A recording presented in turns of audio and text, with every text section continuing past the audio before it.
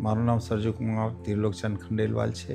બાજુમાં સૂતેલા છે મારી વાઈફ ગીતાબેન સરજુકુમાર ખંડેલવાલ છે. અમે બોમ્બેના રહેવાસી છીએ. બોમ્બેથી રાજસ્થાનમાં લગ્નમાં જવા માટે અમે નીકળ્યા 19 તારીખ રાત્રે સાંજે 6 વાગે અને પછી સવારે અમદાવાદ પહોંચ્યા 6:30 7:30ની આસપાસ. અને પછી મેં ગાડી મારા સાળા ચલાવતા હતા, મારી વાઈફ પાછળ સૂતેલી હતી. બોમ્બેથી અમે 50 વખત આવ્યા છીએ કાર લઈને. ડ્રાઇવિંગ બહુ સારું, એમનો કોઈ કસૂર નહીં. પણ શું એમને જોખું આવ્યું કે એ ઓવરટેકમાં ખબર ન પડી અને કલોલની બાજુમાં કોઈ ગણેશપુરા કે એવું કંઈ ગામ આવે, ત્યાં બ્રિજ ઉપરથી ગાડી સ્લીપ થઈ ગઈ, લેફ્ટમાં બહાર નીકળી ગઈ ને નીચે પડી. ઘટના થવી ભાગ્યને આધીન છે કે ભગવાને કંઈક સારું મારા કર્મમાં લખેલું પરિવારને, એટલે અમને કેડી હોસ્પિટલમાં આવવા પહેલાં અમે ત્યાં કોઈ નાની મોટી હોસ્પિટલમાં સારવાર લીધી કે આપણે હવે અમદાવાદમાં લઈ જવાના છે ને ભરતી કરવાના છે. એટલે બચ્ચાઓને સજેશન મળ્યું કે સૌથી બેસ્ટ કેડી છે. હોસ્પિટલ બધાના નામ લીધા પણ એમને ભરોસો આવ્યો.